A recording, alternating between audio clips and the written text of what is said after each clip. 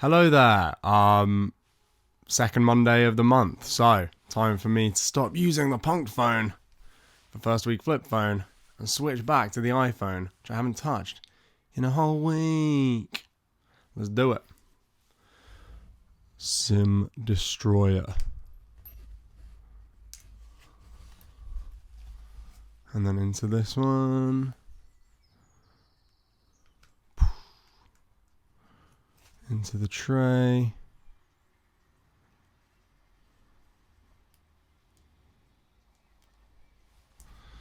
Back in. Switch on. So this week, as you can see, I've got a new toy, and it's actually got a digital detox angle because it doesn't necessarily need this wire to record audio. That's right, folks. This week, I'm going to be talking about audio recording when you're doing a smartphone detox, featuring the Tula mobile microphone. Roll the credits. 1, 2, 3, 4, 5, 6, 7. First week of the month, if you want me, call me on my burner. Couple flip phones. Yeah, nice little learner. Too much from you on the gram. Fam, I'll burn ya. Wish me flip like a burner. I'll spit fire bars and I'll burn ya. Let me paint you a pic. One of the potentially useful apps on the iPhone is a little thing I like to call Voice Memos. And I've used this for... I used to use it a lot more. Let's just have a quick look. Mine's a lot for learning lines. This is like the Closure Cafe lines. Really useful for getting my fellow actors to record in their parts so I could learn in between them. This was for writing, collaborative writing, recording, chatting with some of my Polar Express castmates about a play idea. So it can be really useful. Punkt isn't the most sonic phone in general. Like it's a very tactile device.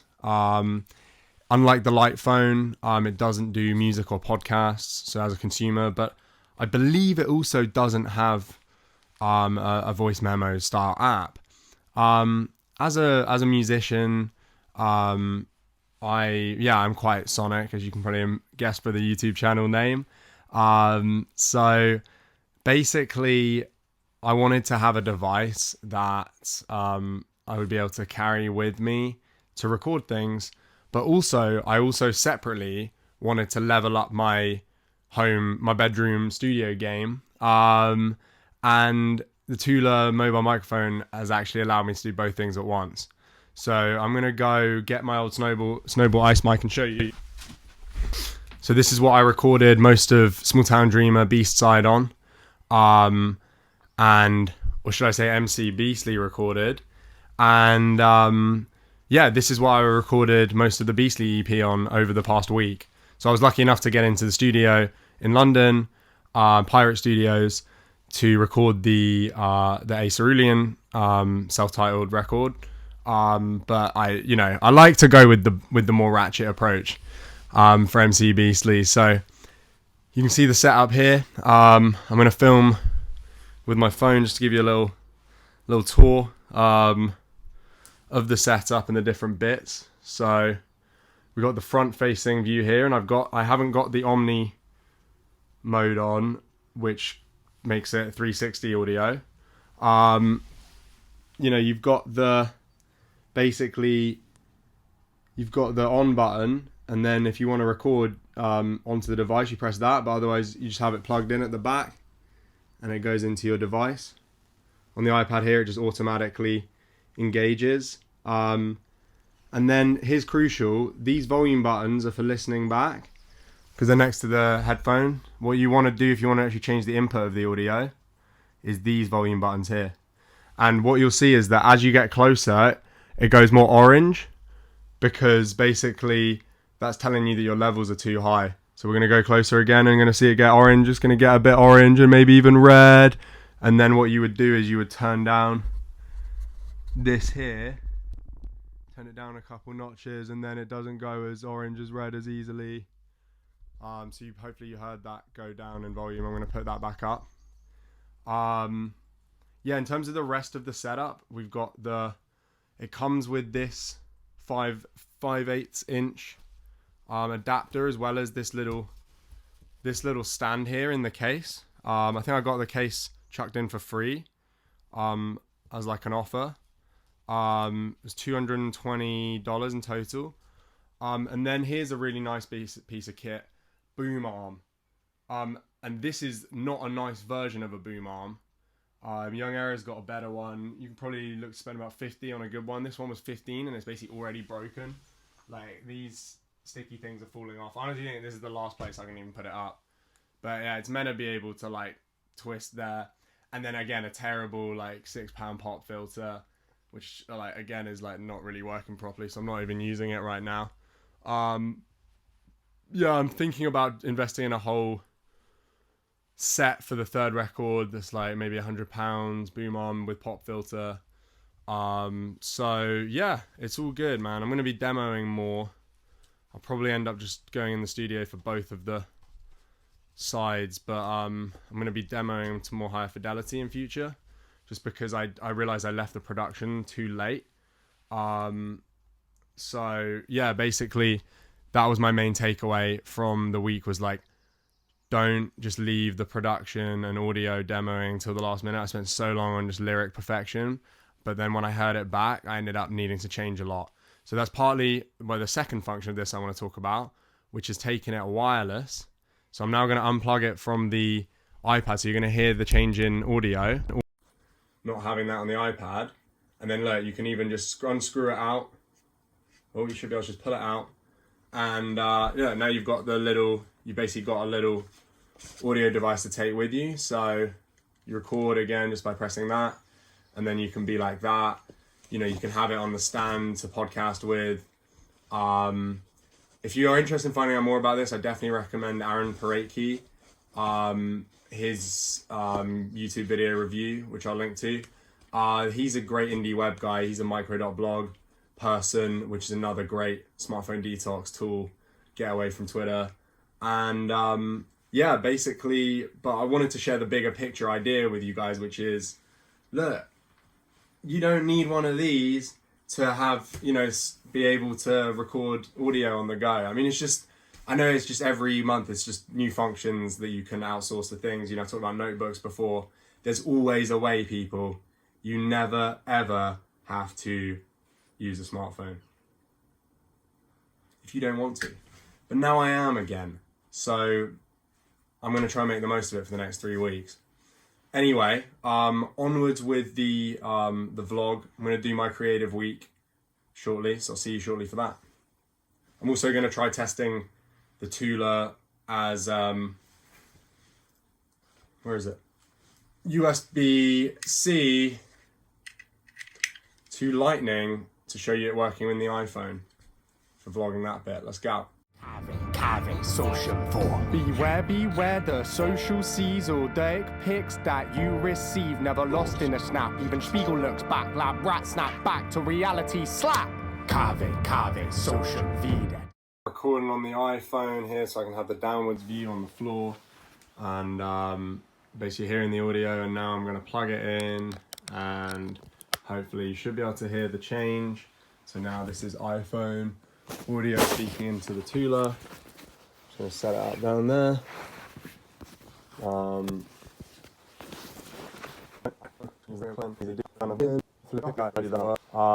Alright, music first. Okay.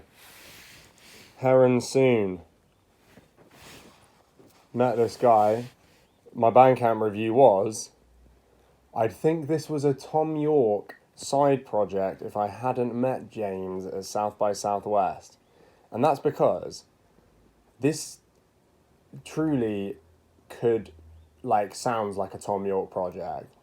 I mean, not only has he got a beautiful falsetto voice, but his attention to detail and composition is brilliant, and the sheer inventiveness of the sonic elements is like unrivaled. So basically that comes a lot from the concept of the album.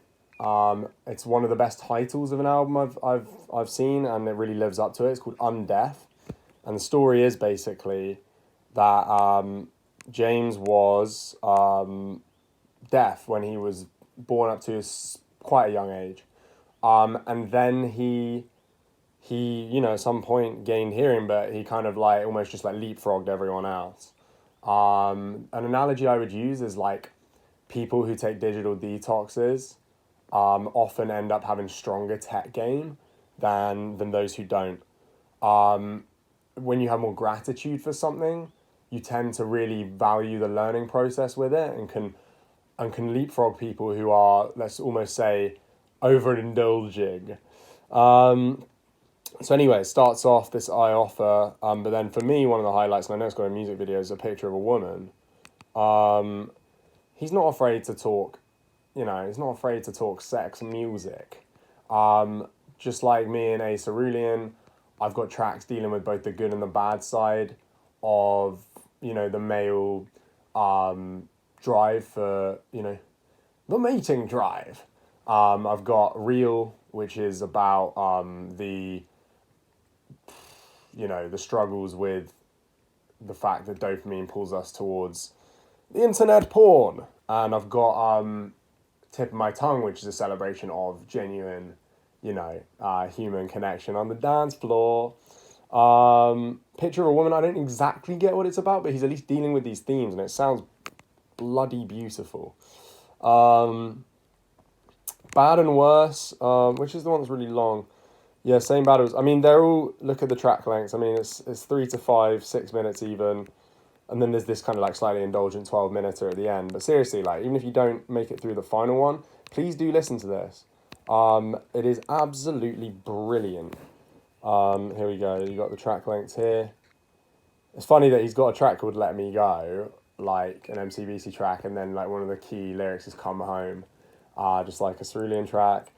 Just goes to show that there's a lot of that pop music, broadly speaking, does often, it is hard to be original, which is why I value so much the sonic originality in this. Like, I don't think it's the strongest element of my music, but James is phenomenal. And I saw the guy playing piano in a hotel lobby at South by, and it sounded like Tom York playing. I actually said to him, like, it sounds like the Pyramid song chords, and he just bust into them. So, yeah, what a talent, man.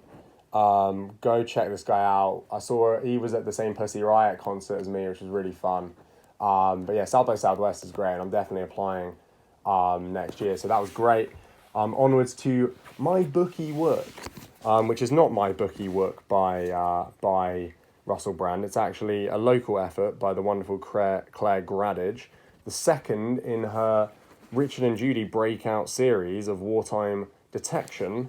And yeah, this one is super local, man. I mean, look, there's a reason. I mean, look, December 1942, basically someone gets killed in Hursley Park House, which is literally just around the corner.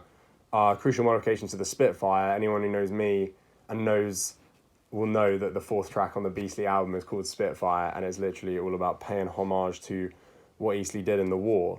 And look, it's the surrounding areas to Eastleigh, and yeah, Josephine Fox, great heroine. Her relationship with Bram is great. Like, she's really brought them forward, and kudos to Claire for like leveling up with her second project. I mean, for me, the first one, I don't know if I think I just wrote a short review on micro.blog, but basically the flashbacks in the present tense just didn't really work for me, and she's actually got rid of those. She's really brought Bram forward as a character, really interesting war veteran who was injured in World War One, and just their relationship is just absolutely beautiful. I just really hope to see them moving onwards, and I'm really happy to see that we get a sample of Book 3, 4th of June 1994, and I am happy to say that day in 2022 I will be out at Omaha Beach getting ready for the D-Day celebrations there, to pay my respects to folks like my granddad who are involved with that. So I'm really excited for a D-Day themed third book from Claire Gradidge. So yeah, that was Treachery at Hursley Park House by Claire Gradidge. That's what I enjoyed reading this week while I wasn't recording. If anyone's interested, my best routine was 11 a.m. till 3 p.m. every day, work on music. When I tried to do more than that last night, I ended up going until 3 a.m. just overthinking the ending to Sunglasses by MC Beastly. I hope you like what it ends up as. There's going to be a music video coming here before the album releases on June 29th. I hope you do, but if you don't, then I probably overthought it. So, peace and love, guys. Oh yeah, and I'm going to just unplug the iPhone audio so you can hear what it sounds like without. Back again, now we're back to the iPhone audio. This is how I used to record these vlogs. Has it got much worse, people? Did me turning up the volume there overdo it? Because I did see it going orange quite a lot. Should I have monitored it with the live earphones? Probably. Have I already put away my new Soundcore over-ear headphones? Yes. Did the noise cancelling work? No. So a real mixed bag there. Anyway, this has been my post-first week flip phone, where I'm using the Punkt phone vlog, where I discuss my week off a smartphone, what I learned, and how you have to adapt your life to be a productive creative in the modern age. Next month of May, first week, I'll be gearing up for the Great Escape Festival in Brighton. Hopefully I'll be based in Brighton by then. If anyone's there, hit me up. Great music town. Let's go, people. Try the Punkt phone. Try any flip phone. Try the light phone. Just get off this damn thing. Alright, peace from Cerulean. Bye. My spit fire tweets, never read them. 4th week TikTok, TikTok on the clock, cause we're back on 1, 2, 3, 4, 5, 6, 7. Burner 1, 2, 3, 4, 5, 6, 7. We're back on. First week of the month, if you want me, call me on my burner. Couple flip phones.